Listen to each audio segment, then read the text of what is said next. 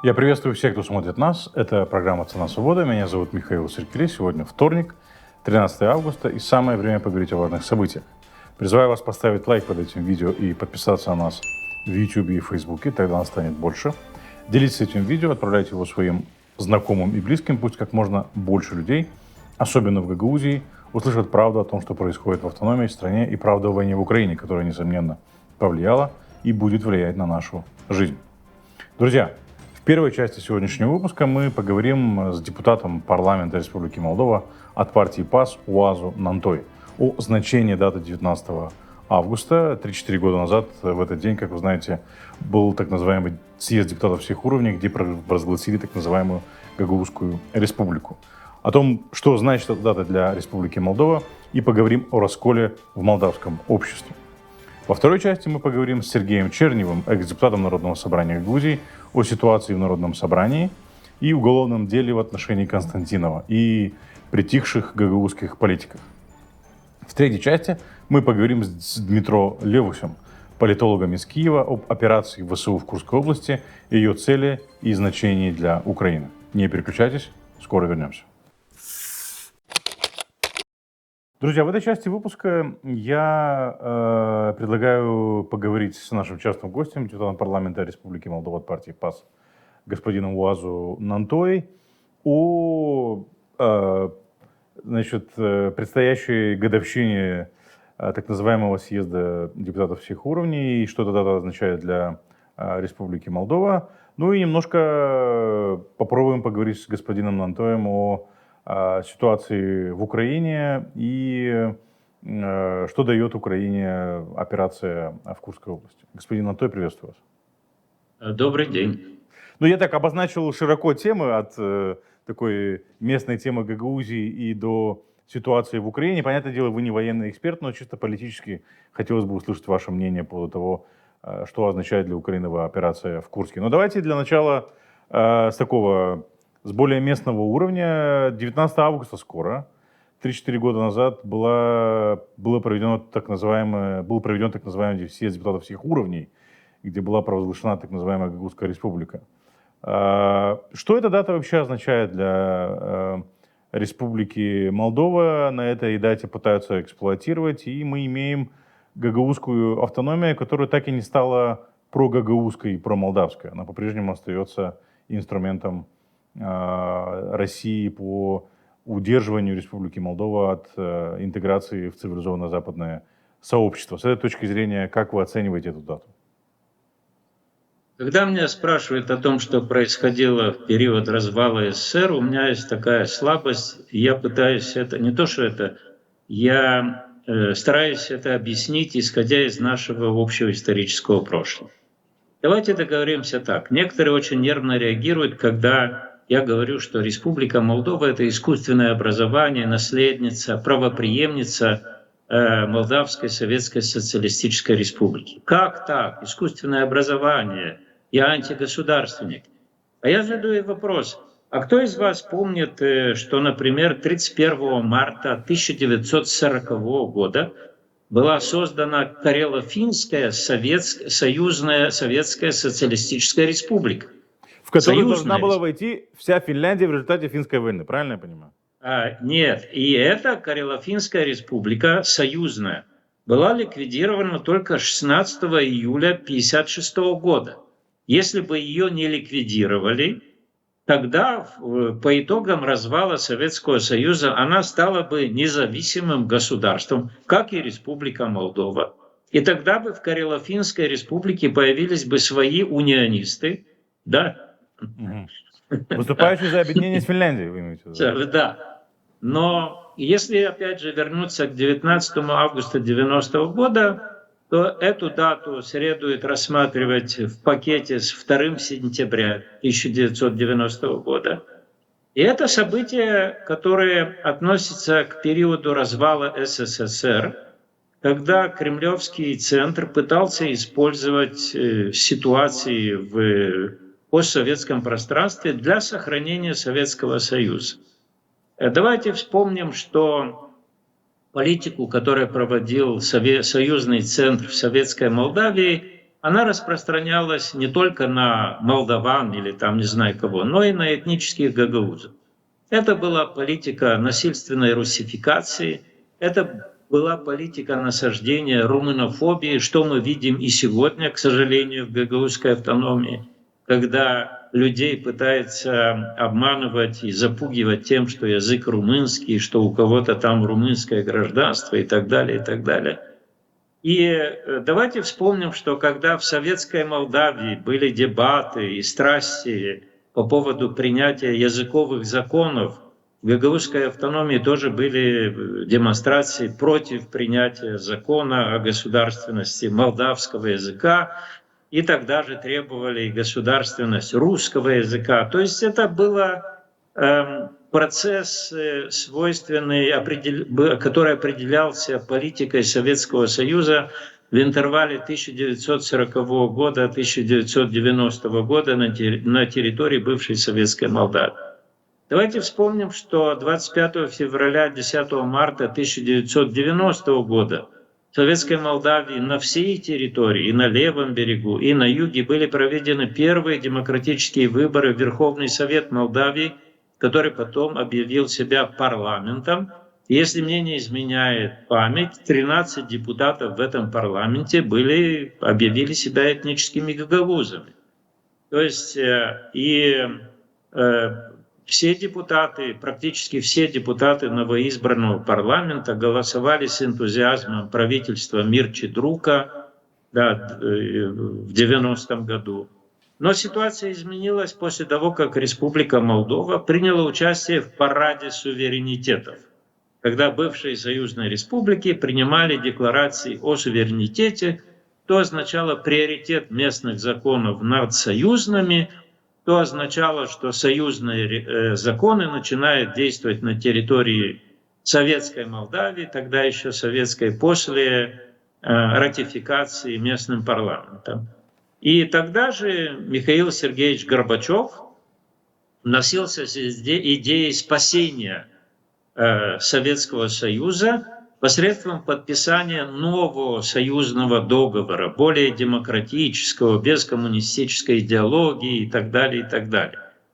И после принятия декларации о суверенитете Республики Молдова Союзный центр решил, это мое личное мнение, то нужно использовать сепаратизм для того, чтобы заставить Республику Молдова подписать новый союзный договор.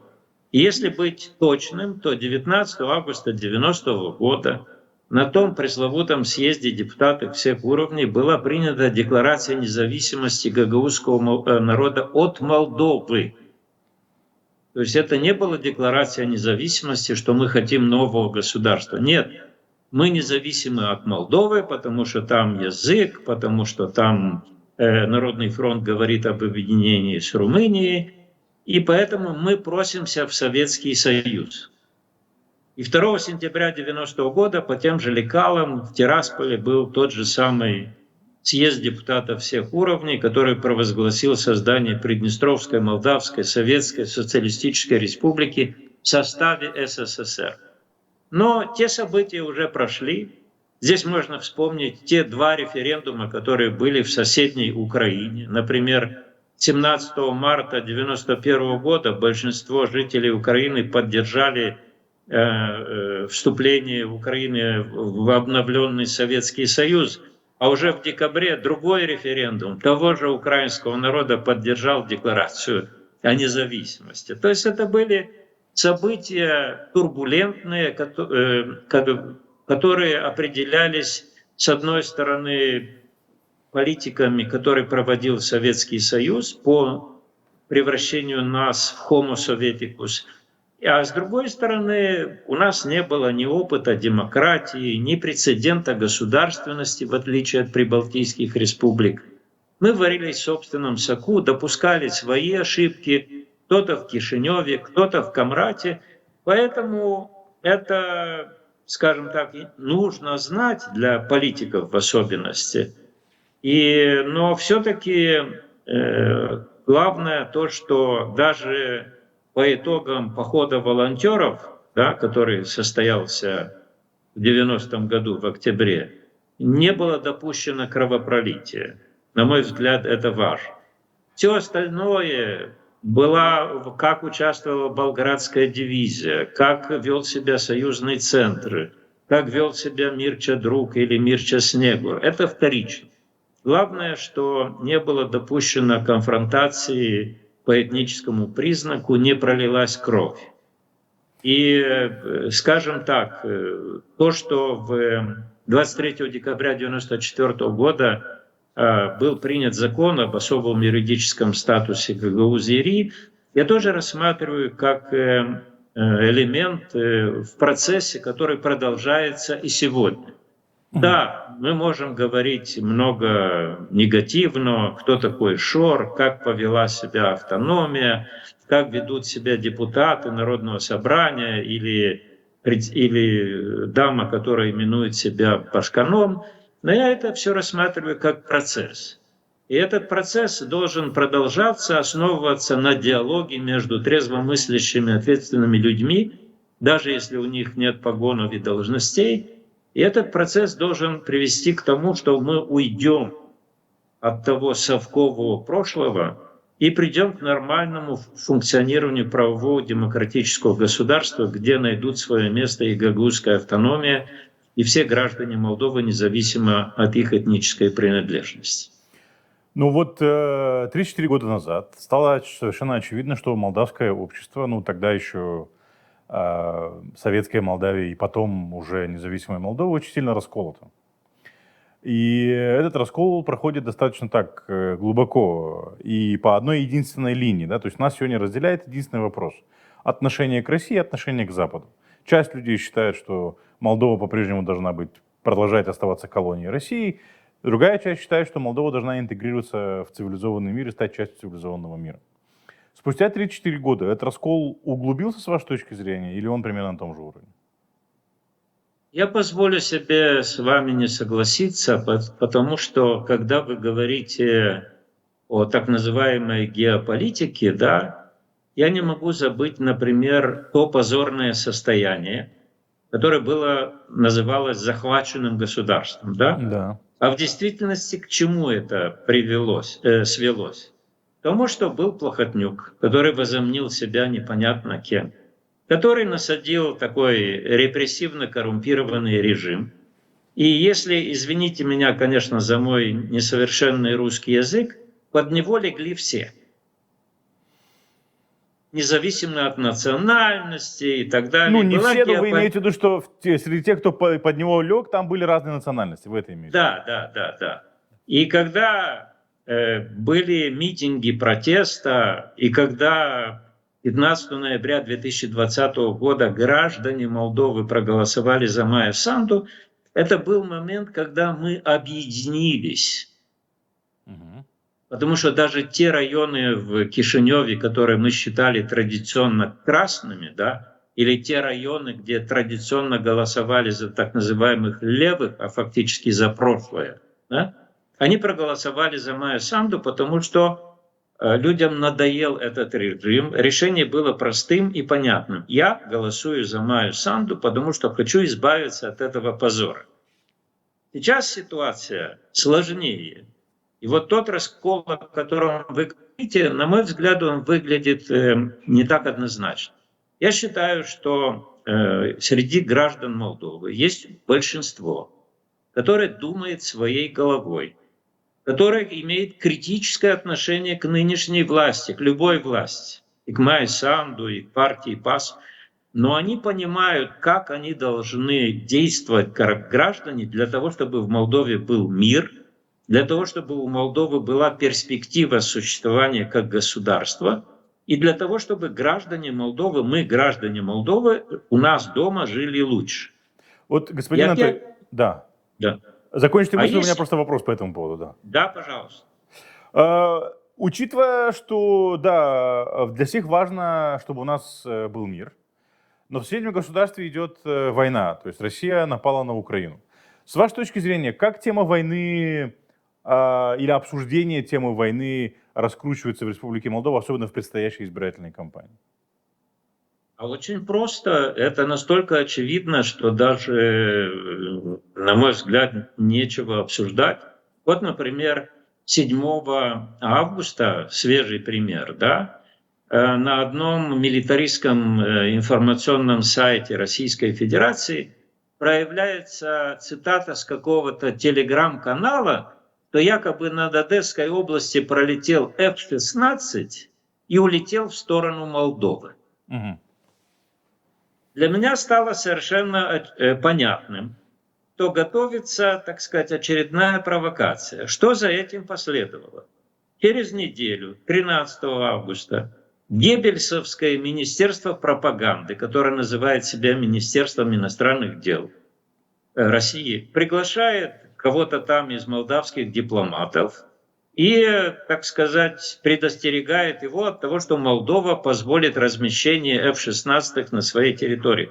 Уважаемые, вы сами вбросили фейк-ньюс, как мы говорим, и используете этого в качестве усилителя этой фейк-ньюс. Да? Потому что одно дело, когда какой-то телеграм-канал что-то говорит, что ему померещилось, а другое дело, когда целое Министерство иностранных дел ядерной державы заявляет о своей озабоченности. И вот Российская Федерация, используя Министерство пропаганды, используя разных всяких евразийцев, торов, шаричелов и неважно кого, она последовательно проводит в Молдову пропаганду, политику, направленную в первую очередь против Майи Санду. Не буду называть имена тех, которые видят себя кандидатами в президенты, это всего лишь инструмент Кремля, который последовательно обвиняет Майю Санду в том, что она забирает деньги у бедных пенсионеров на милитаризацию Молдовы, хотя это совсем не так. То она ведет Молдову по украинскому сценарию. И я помню, как в школе, в классе висела карта Советского Союза, и мы с трудом находили там маленькую советскую Молдавию. И вот это российские пропагандисты уточняют, да, они утверждают, что Майя Санду готовит Молдову к войне с Россией. Извините, бросьте взгляд на карту. Где Молдова, где Россия? Или вы уже предполагаете, что Украина исчезнет, и вместо соседней Украины суверенной у нас будет Российская империя?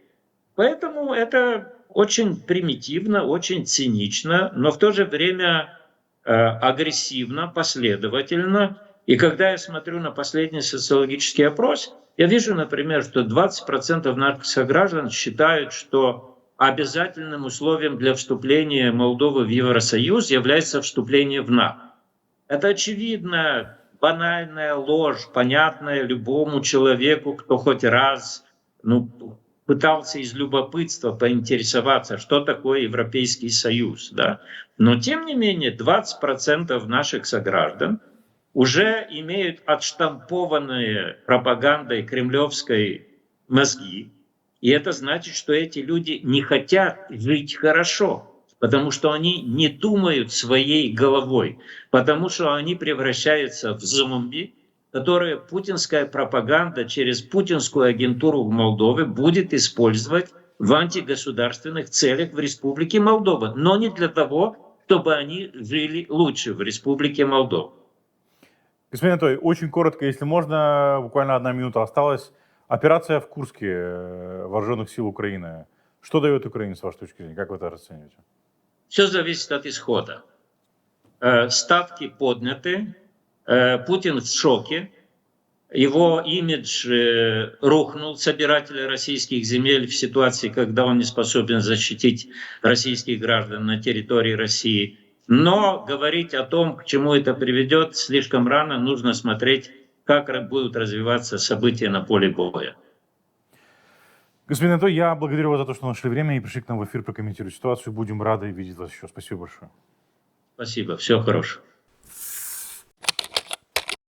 Друзья, в этой части выпуска я предлагаю поговорить о ситуации политической в Гагаузии в преддверии 19 августа. Как вы знаете, 19 августа – это дата для так называемых гагаузских патриотов, большая дата, и в эту дату ожидаются какие-то провокации, как 34 года назад, провозглашение так называемой Гагаузской республики. И есть опасения, что и на этот раз готовят какие-то мероприятия подобного рода, учитывая, что Гагаузия захвачена преступником Илоном Шором. Поговорить об этом я предлагаю, и не только об этом, я предлагаю с нашим частым гостем, экс-депутатом Народного собрания Сергеем Черневым. Господин Чернев, приветствую вас. Здравствуйте. Добро пожаловать.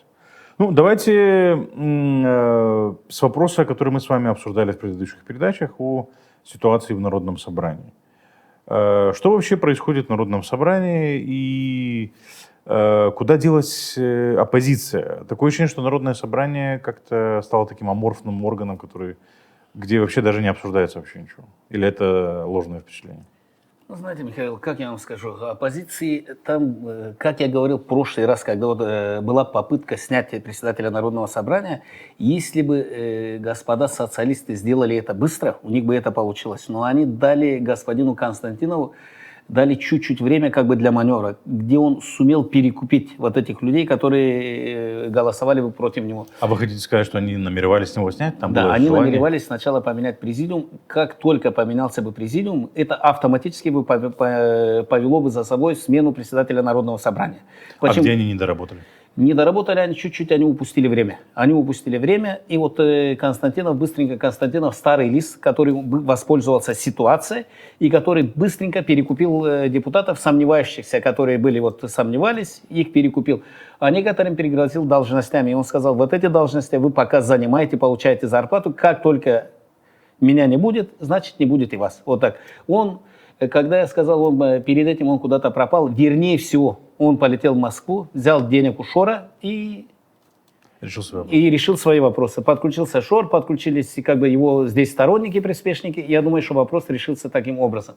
Что касается господина Тарнавского, Которого сейчас почему-то повторно пытаются снять. они вытаскивают повторно. Мне эта ситуация напоминает 2014 год.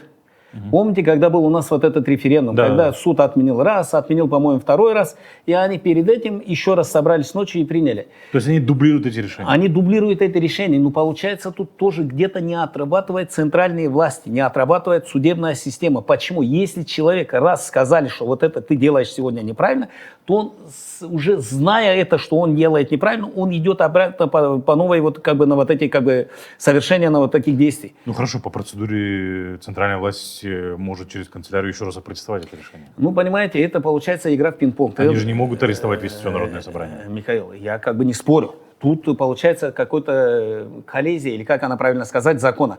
В чем тут получается смысл? Человек нарушил раз закон, ему сказали, ты делаешь неправильно, нарушает второй раз, нарушает третий раз. Это надо предусмотреть какой-то нормативный акт или какой-то механизм, который вот это дело не должен повторяться. Если есть сегодня ты нарушил один раз, и тебя за это не наказывают, это не значит, что ты должен повторять это еще раз. Но они же то же самое сделали с этим законом о патентах, если вы помните.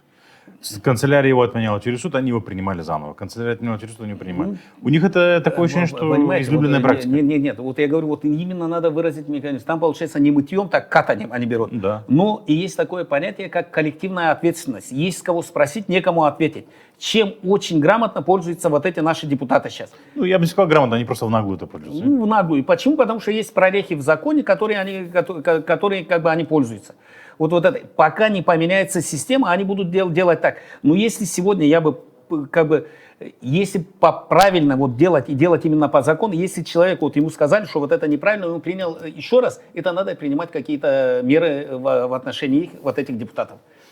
Хорошо, а почему они снимают Тарнавского опять? Там же идет судебная система, судебное разбирательство еще.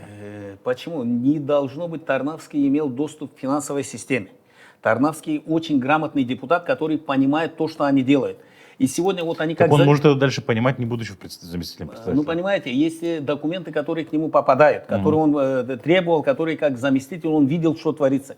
Сейчас у них идет очень много утечки информации с исполкома, с Народного собрания.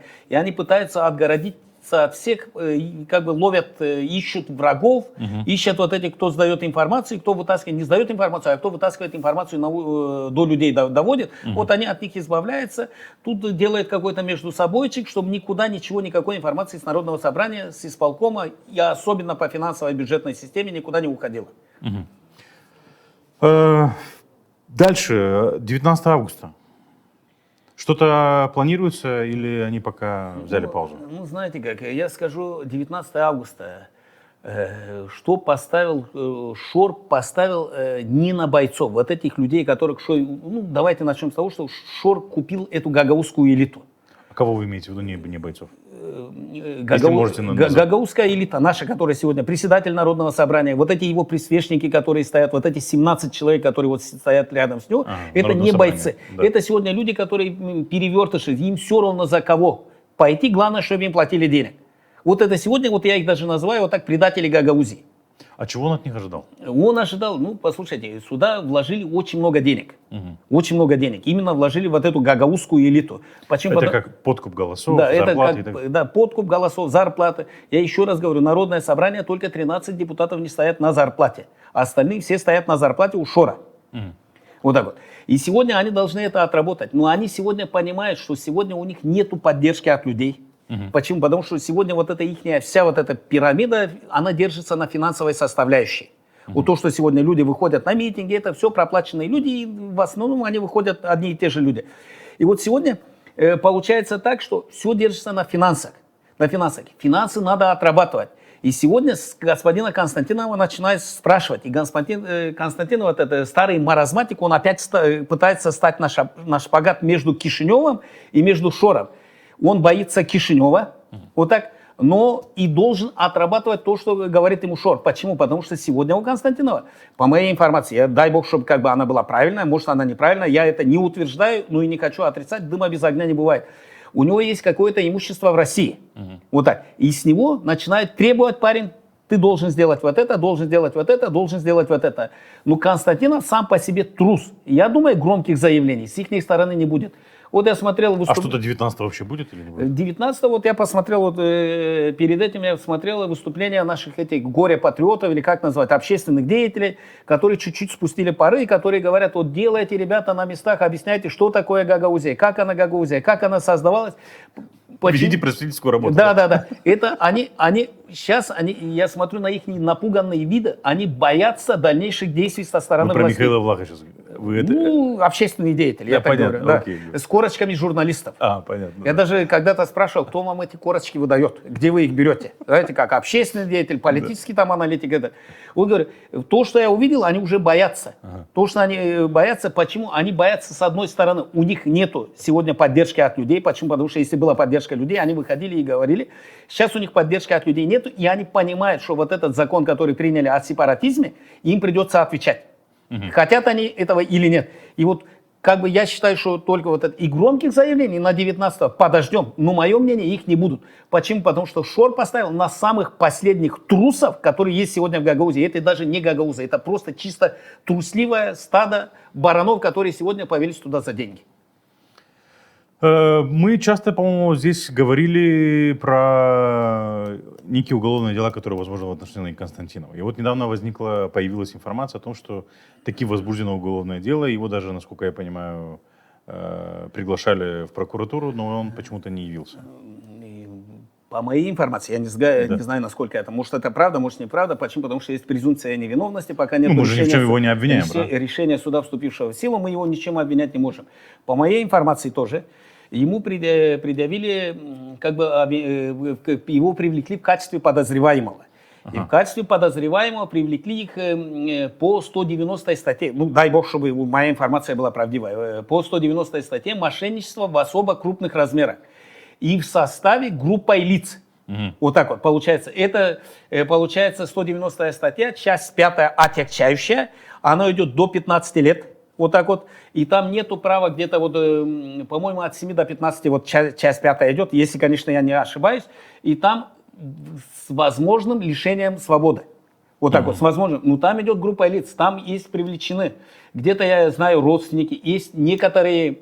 Вот они подавали на суд, они сейчас поймут, о ком я говорю, юристы так называемые. Также один бывший, который тоже юристом сейчас... На нас вы имеете в виду, на нас с вами, да? Да. На нас подавали в суд. Также один бывший юрист, который занимал ответственный пост на данный момент и прикрыл это дело.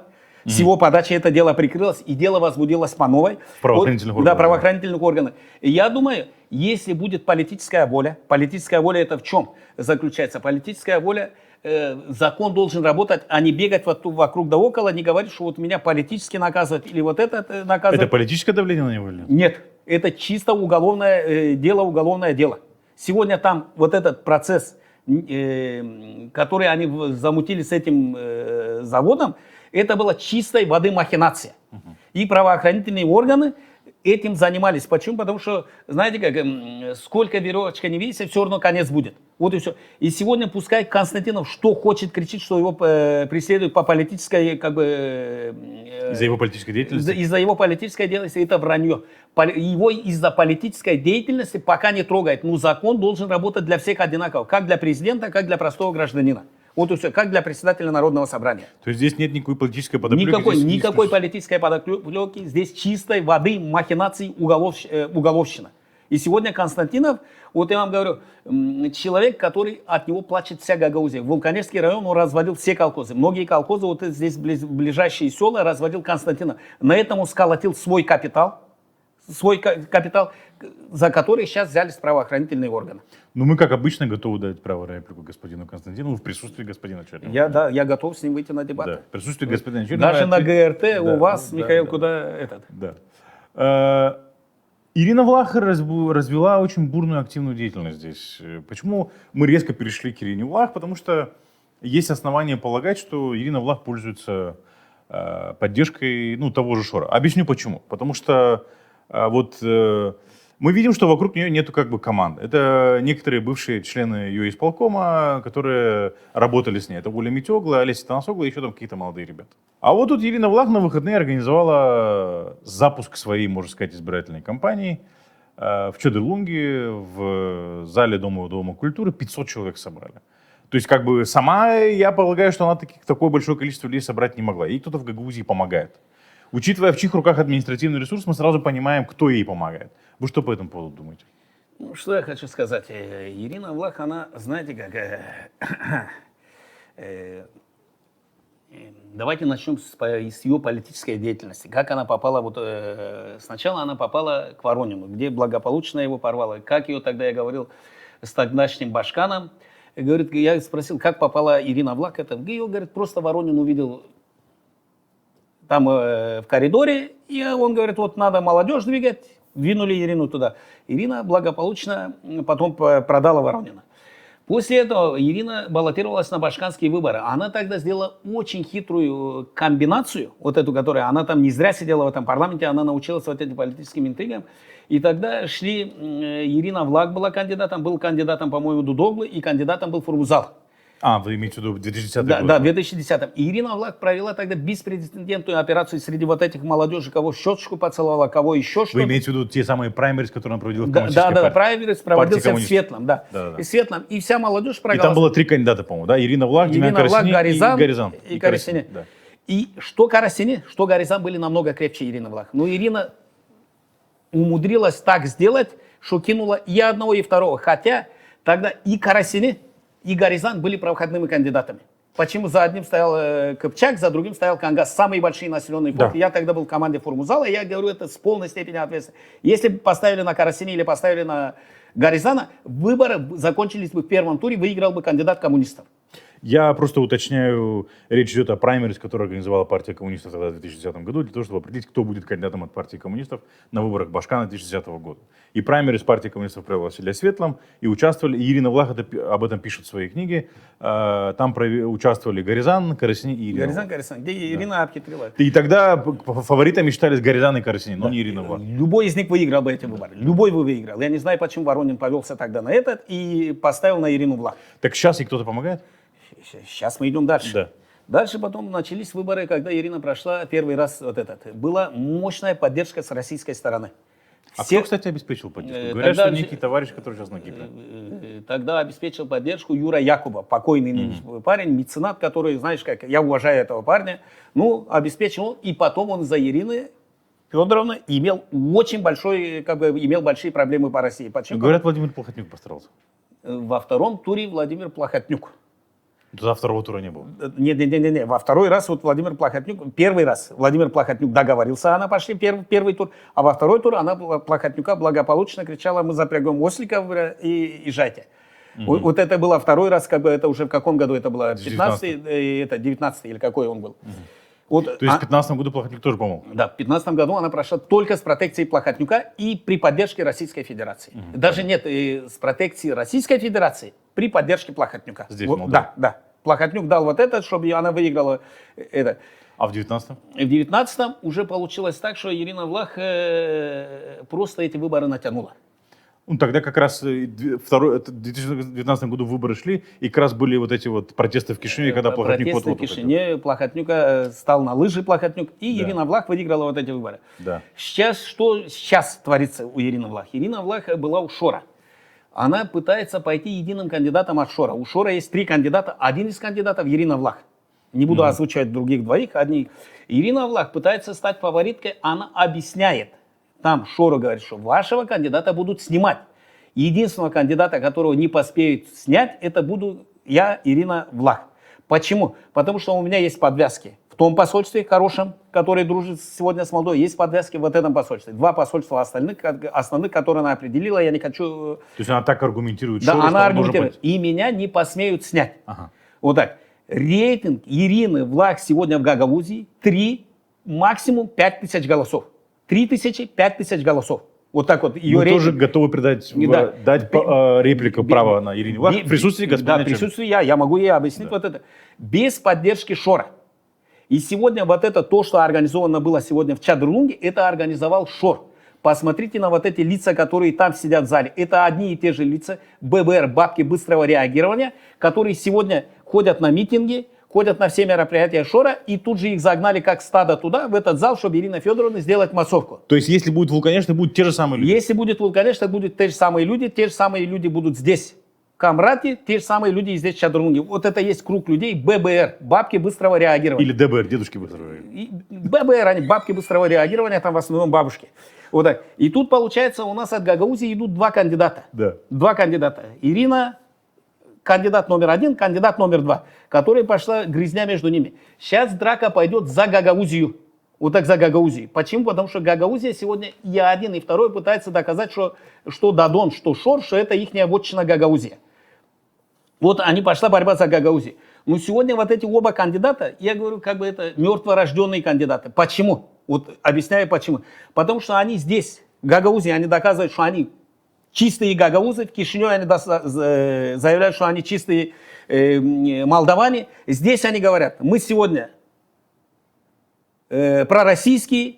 Там они говорят, мы сегодня проевропейские. Получается, вот эти вот люди с нетрадиционной ориентацией, понимаешь, тут не можешь... Да, политическая ориентация. Не можешь понять, они он, она или оно. Вот так вот получается, вот именно то, что вот сегодня я вижу эти кандидаты. И оба кандидата непроходные. Сегодня идет борьба за Гагаузию. Гагаузия, почему? Гагаузия при самом хорошем малом раскладе дает 45 тысяч голосов. 45 тысяч голосов они могут дать левому флангу.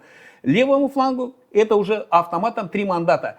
Еще 15 тысяч голосов можно набрать где-то по стране, и ты уже проходной, 4% проходной балл. Вот они, вот и за что идет сейчас борьба. А Стояногов здесь не появляется, договорились? Нет.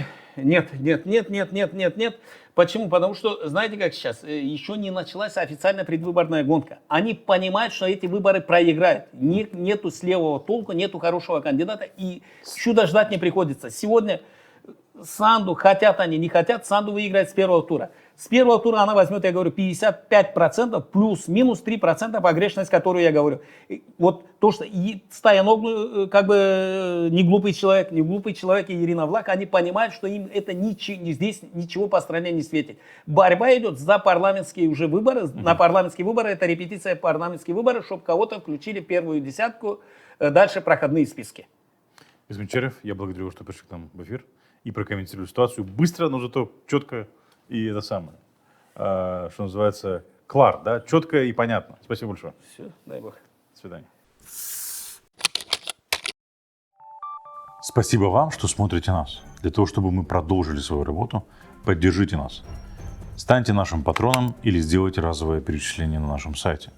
Внесите свой важный вклад в борьбу с пропагандой в Гагаузии.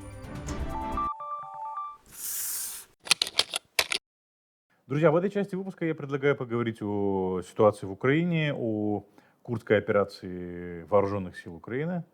о том, что она означает для самой Украины и о чем эта операция говорит нам о состоянии дел в самой России и об образе Путина, да, который накачивал его как такого мачо-мена, против которого никто не посмеет пойти. Поговорить об этом я предлагаю с нашим частым гостем из Киева, Дмитро Левусь, политолог, политический комментатор. Дмитро, приветствую. Да, витаю, здравствуйте. Дмитро, ну вот Курская операция. Поделитесь, пожалуйста, вашим видением, вашим мнением относительно того, зачем эта операция нужна была вооруженным силам Украины, или какие цели преследуют, с вашей точки зрения, ЗСУ в этой операции?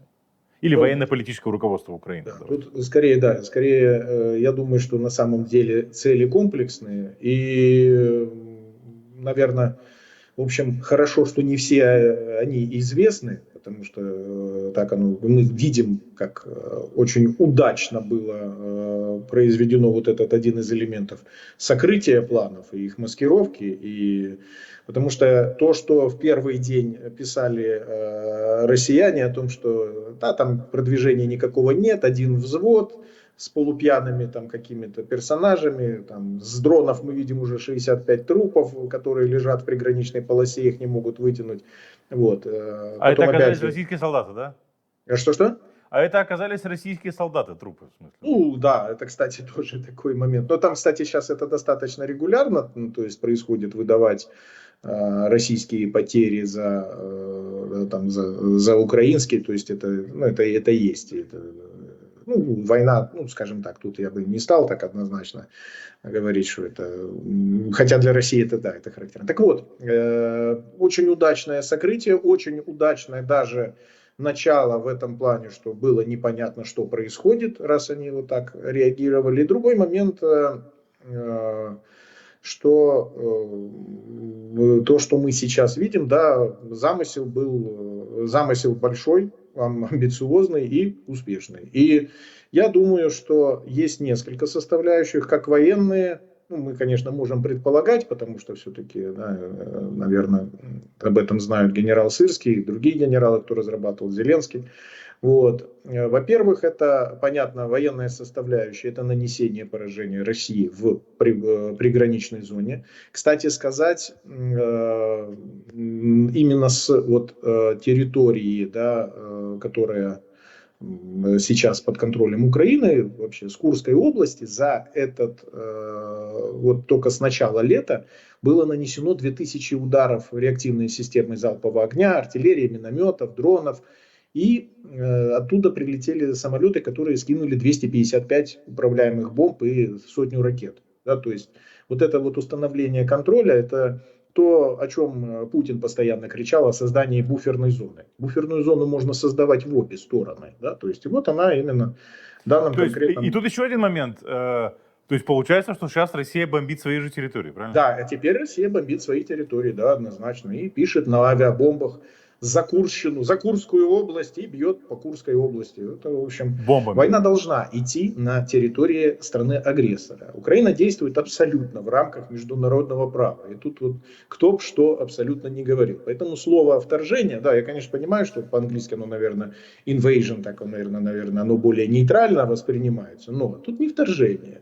Тут расширение территории войны и зоны контроля. И это или вытеснение войны на территорию России, как сказал президент Зеленский. Да, это абсолютно в рамках международного права. Украина имеет право, воюя с агрессором, защищаясь, переносить военные действия абсолютно конвенционно, да, на эту территорию. Имеет право, кстати, точно так же и занимать эту территорию, оккупировать. Так вот, да, мы все-таки вернемся к целям. Да, то есть цель...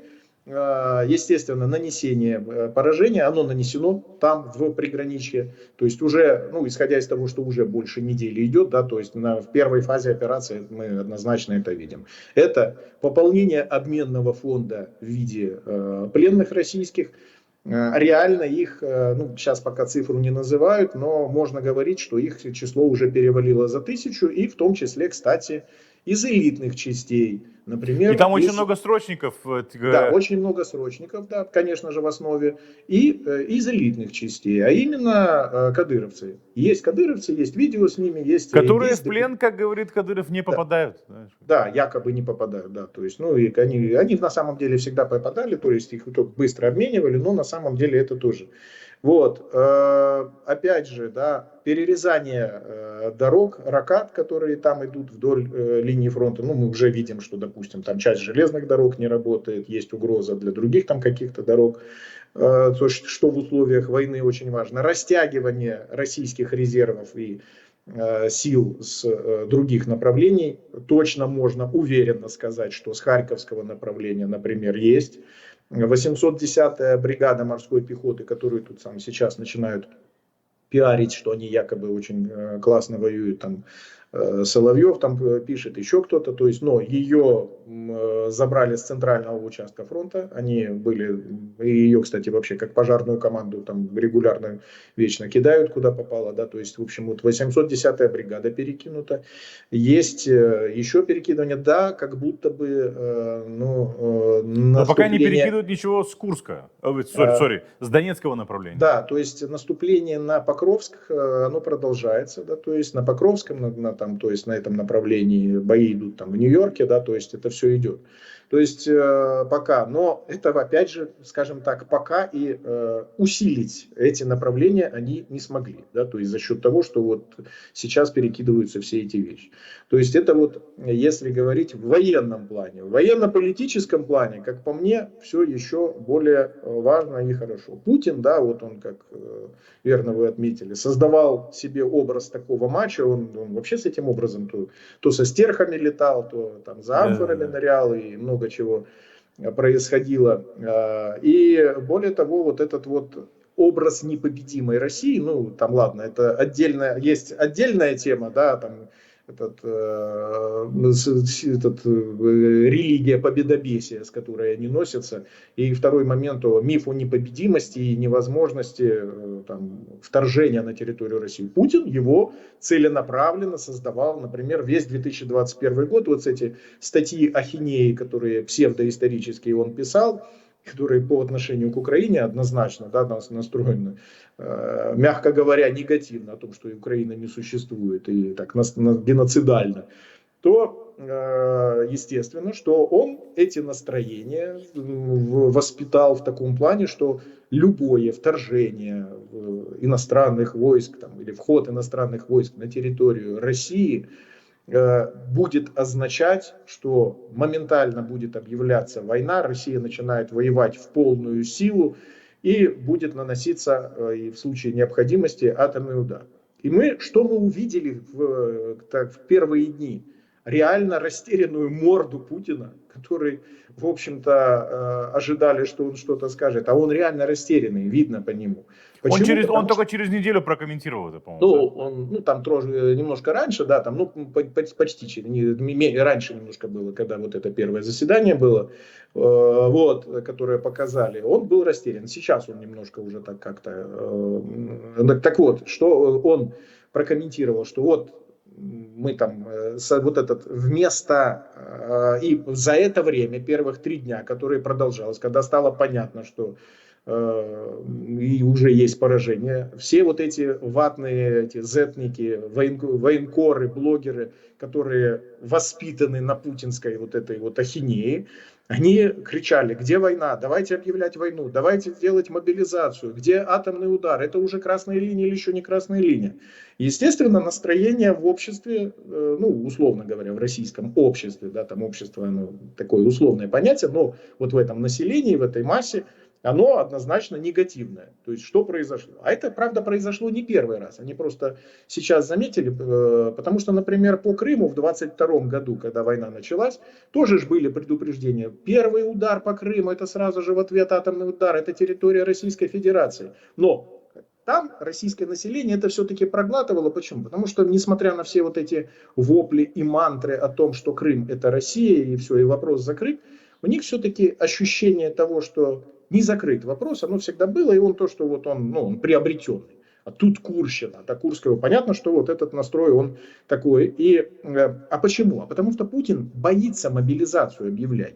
Если он-то прекрасно понимает состояние России, если объявить для украинцев на самом деле объявят войну, ну пусть объявят. Что поменяется для нас? Для нас ничего не поменяется. Россия воюет в полную силу. Россия вот буквально тут сегодня ночью там еще 2 баллистические ракеты запускала. То есть вся война, они под Киевом уже стояли, да, то есть и получили по шее и убрались оттуда. То есть она воюет в полную силу. То есть и ничего не... Но мобилизация, Путин прекрасно понимает, что если начать мобилизовать, то это уже вызовет недовольство. Пока что есть такой определенный договор, да, то есть идет на войну тот, кто хочет получать деньги. Да, то есть точно так же... все меньше и меньше людей идут на войну даже за деньги. Да, а деньги все больше и больше платят. Да. То есть и в этой связи, кстати, срочники это тоже такая болевая точка. Почему? Но это очень болезненная тема, потому что я сегодня слышал такую версию, что тот факт, что очень большое количество пленных это срочники, это очень такой важный и ценный ресурс для обмена, потому что Путин охотнее всего меняет на срочников и на кадыровцев, как ни странно это звучало. Потому что в 22 году, когда было, вот я даже, сейчас уже 2 года прошло с лишним, в начале вторжения российского, много тоже, десятки срочников попали в плен, были убиты, и Путин тогда тоже перепугался, не перепугался, там обеспокоился, перепугался он вот украинским наступлением. Вот, и заявил тогда, что срочников будут возвращать, что больше этого не повторится, и поэтому вот они были как будто бы там на второстепенном направлении. Кстати сказать, тоже говорить, что оно там прямо второстепенное не приходится. Почему? Потому что оттуда нападение, да, как, скажем, словами белорусского диктатора, оттуда готовилось нападение. Да, то есть, да, но это же не была территория фронта, это не был фронт еще. Почему не был фронт? У нас вся линия границы это государственная, это уже фронт. Да, то есть, вот я перечислил, что там было, тем более оттуда 24 февраля и вторжение там было, и в оккупации вот мои знакомые. Согласен. Да, то есть, поэтому и укрепления там были построены, и украинские войска показали, что они могут, да, эти штурмовать укрепления. Вот, и поэтому вот Путин перепугался, и более того, он не хочет, чтобы эта тема войны на российской территории вообще как-то звучала, потому что вот этот показательный момент, когда губернатор Курской области вчера, да, по-моему, на совещании начал рассказывать там глубину проникновения войск, сколько контролируется, он его прервал, и да, пусть военные об этом говорят. Почему? Потому что да не надо, да лишний раз опять это самое, чтобы из каждого утюга звучало, ему и самому неприятно. И другой момент, что это опять же муссирует вот эти настроения и в очередной раз показывает, что Путин, да, не объявляет войну, не ведет мобилизацию. Ну а результат для наших западных партнеров, да, мы... Да, кстати, этот момент тоже хотел прокомментировать. Давайте дам контекст. Вчера, по-моему, были 2 сенатора из Конгресса США. И Блюменталь, да. Блюменталь, да, которые очень, скажем так, воодушевлены вот этим вот наступлением, и президента Зеленского поздравляли с Курской операцией. Что это говорит для западных партнеров, которые поддерживают Украину, и какой месседж это несет их обществом, да, их constituents? Но оно несет и для тех, кто поддерживает, и для тех, кто не поддерживает. Да? То есть ситуация поменялась. Да? То есть, во-первых, победить, не навязывая противнику свою волю, невозможно. Это пункт номер 1. Да? То есть Украина это сделала. Причем сделала в рамках международного права. Почему, в общем-то, и критика, даже если какая звучит, то она такая откровенно за уши притянутая, несерьезная, мягко говоря. Да, кстати, вот сейчас понятно, что русские будут пытаться тему вытянуть вот этого там угрозы Курской АЭС.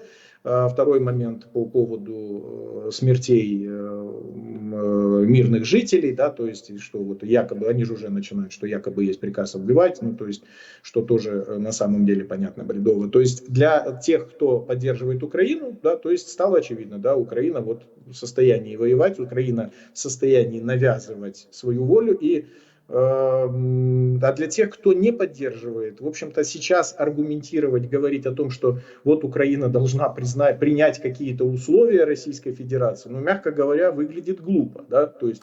Ну, кстати, они это всё время- выглядит, это немножко изменило риторику и внутри самой Украины, потому что в последнее Да. время мы видели очень большое количество влогеров украинских, Да. которые там после каждого прилета Искандера или этого самого, этой Герани, да, Шахеда, сразу кричали, что нужно идти на переговоры. И вот Да, Алексей однозначно. Арестович как, да, заговорил. Да? Да, даже, как вернулся даже Алексей Арестович, да, Да.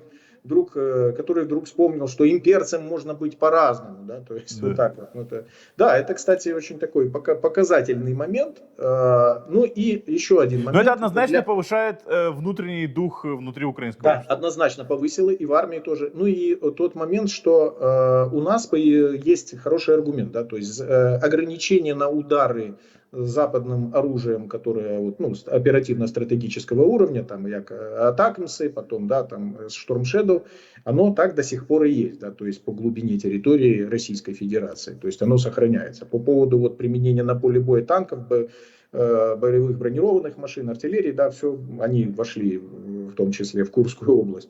Вот. Это, кстати, тоже изменение, потому что в прошлом году, когда Легион Свободы России ходил в там, Белгородскую область, то был разбор полетов относительно того, как же так получилось, что бельгийские винтовки... В руках Легиона России. Да, то есть и на территории РФ. Кстати, здесь тоже момент такой, потому что все это время шли разговоры, сообщения. Получила Украина разрешение бить по территории России западным вооружением? Не получила. Получила, не получила. А тут хоп, Украина зашла на территорию, на каноническую... Зашла, да, но это немножко другой момент. Значит, вот ограничения на удары в глубине территории атакмсами и штормшедовыми там скальпами, они сохраняются все равно. Но это в любом случае... Явилось ли это отвлекающим такой. маневром для вхождения на каноническую на территорию Российской Федерации, используя западное вооружение, имеется в виду танки и все правильно, остальное? тут да, это один момент, но другой момент главный, что пока это ограничение и сохраняется, да, для того, чтобы бить там по аэродромам, по логистике, по НПЗ, всегда аргумент со стороны американской администрации, он звучит так, что вот это будет эскалацией. Оказалось, что это вот распространение войны и вхождение украинских войск на территорию Российской Федерации и вот это вот абсолютно яловая, да, так сказать, реакция Путина без эскалации, да, на самом деле. Он даже там внутри продемонстрировал, что вот мы тут контртеррористическую операцию, то есть снижение накала, говорит о том, что и удары по объектам внутри, вот с применением вот такого оружия, они тоже не могут быть восприняты как эскалация. Поэтому наша позиция стала гораздо в этом диалоге наша и наших друзей, которые поддерживают Украину в этом вопросе предоставлении такого права, стала гораздо более устойчивой. Да? То есть говорить о том, что Россия в ответ будет что-то якобы предпринимать, не приходится. Да? То есть вот мы можем по Морозовску какому-нибудь, по Миллерово, там, я не знаю, там, по Мариновке в Волгоградской области шарахнуть этими ракетами, и это будет правильно, да, то есть вот по этим аэродромам. Вот то есть если так резюмировать, да, вот реакция Запада, это однозначно смещение фокуса, то есть смещение тех самых красных линий, которые сам почему-то выстраивал. Однозначно, да. Смещение красных линий произошло, и смещение фокуса, более того, аргументации относительно того, что Украина обязана, там, чтобы закончить войну, принять какие-то условия России, хотя какие условия России, да? Условия России — это абсолютно аморальная фигня, да, там, и абсолютно не по праву. Начнем там с того, что даже вот они мы вписали ваши области себе в Конституцию. Друзья, себе в Конституцию можете вписать все, что угодно. От этого международное право, да, никуда не поменяется. То есть вы агрессоры и враги. Более того, вы даже не удосужились как-то хотя бы красиво там сделать, если вы так рассказываете, какие вы сильные политики. Запорожская область. Они рассказывают, мы везде провели референдум. товарищи русские, вы референдум в городе Запорожье не провели. Вы треть области не контролируете, вы не могли там провести референдум. Поэтому, да, ну, даже сымитировать то, что вы... Потому что не было нигде референдума, была везде имитация. Да? То есть вы этого Ну, не так сделали. и в Крыму же не было референдума. Ну, да нет, то понятно, но я просто говорю, в Крыму хоть имитация была, а тут даже там, где не было, они рассказывают. Украина же, да, то есть мы сейчас, вот прямо сейчас, Украина воюет по своим этническим территориям, где это Восточная Слобожанщина. То есть это однозначно. То есть, но Украине однозначно не нужны эти территории. Да, у нас есть, мы контролируем в рамках войны.